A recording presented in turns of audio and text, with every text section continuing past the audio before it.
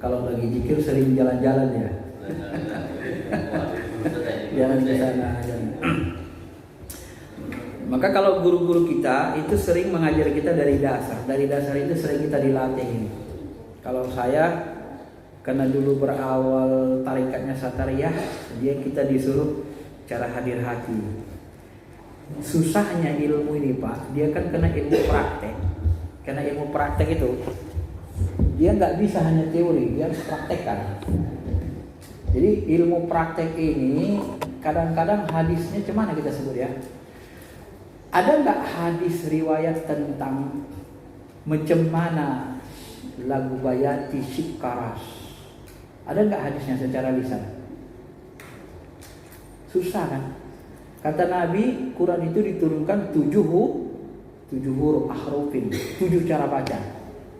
Nah, bagaimana kita menjelaskan 7 cara baca ini? Bisa nggak kita jelaskan pakai lisan? Bisa? Nggak bisa. Kalau cara bayati itu cara nyanyinya, cara lagunya begini, melenggok begini, lenggok atas, kiri, kemudian naik sedikit, recok kan? Karena dia ilmu praktek. Jadi riwayat hadis Nabi tentang 7 qiraah atau katakan saja 7 cara baca Quran atau katakan saja model cara ghina Al-Quran. Alif Lam Mim. Oh, ini lagu apa ini? Kalau kita nggak tahu lagu bayati Sikai, nggak ngerti kita kan? Bagaimana mengajarkan orang bayati Sikaras? Langsung praktekkan. Gitu Pak ya? Praktekkan langsung. Nih bayati. Misalnya kan, ini bayati. Sika itu kalau orang itu nanya, dipraktekkan langsung. Baru begini, baru pas praktek. Nah ilmu rasa ini begitulah dia Pak. Jadi praktek aja langsung. Teorinya bagaimana? Teorinya akal standby, gak usah mikir. Bagaimana supaya akal standby? Ya paksa nggak di awal-awal dipaksa gak usah mikir. Lalu bagaimana caranya?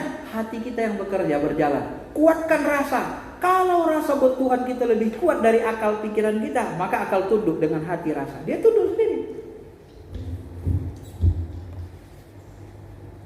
Ini udah nikah semua nggak nih? Banyak. Ada sebagian belum nikah ya. Payah pula kita nyampaikan ya Pak kalau nikah. Kalau belum nikah ya gitulah. Kalau lagi mimpi basah gitu Bapak mikir nggak? Kalau lagi mimpi basah anak remaja, kalau Bapak mamlah ya, ini nggak ada contohnya, susah nyarinya Pak. Kalau kita lagi hubungan suami istri misalnya, Bapak lagi mikir nggak? Atau misalnya makan apa ya, makan enak gitu. Oh enak kali apa ini? Apa yang paling enak makan Pak?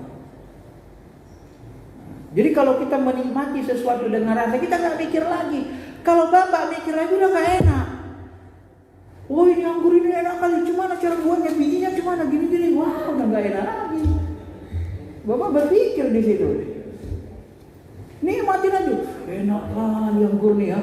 Ya Allah, nikmatnya Allah, selesai.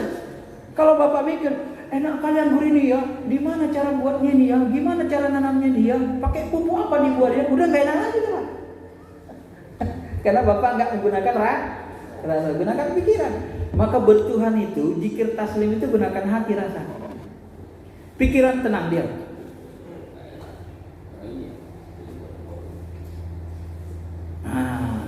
Tenang aja.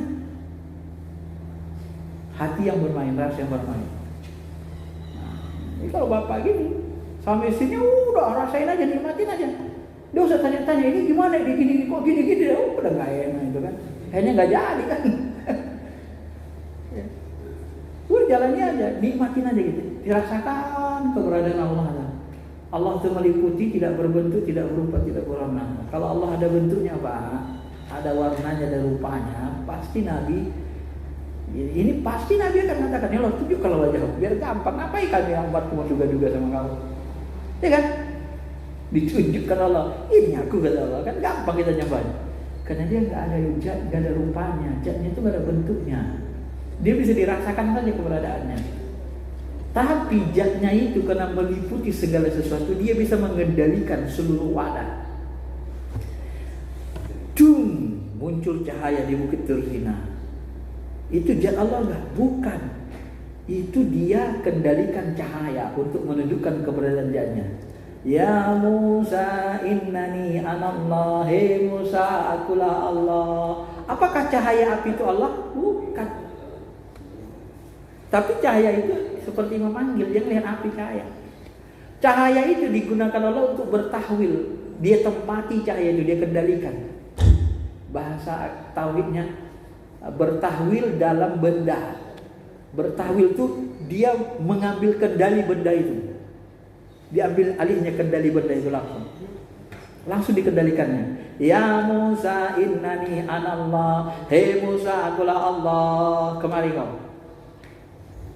Datang. Apakah Allah itu bentuk api? Bentuk cahaya? Enggak. Bukan dia aslinya itu. Ya. Itu sama dengan wa ma ramaita idh ramaita walakinna Allah rama. Bukan kau yang memanah Muhammad, tapi akulah yang mana. Apakah Muhammad Allah? Enggak.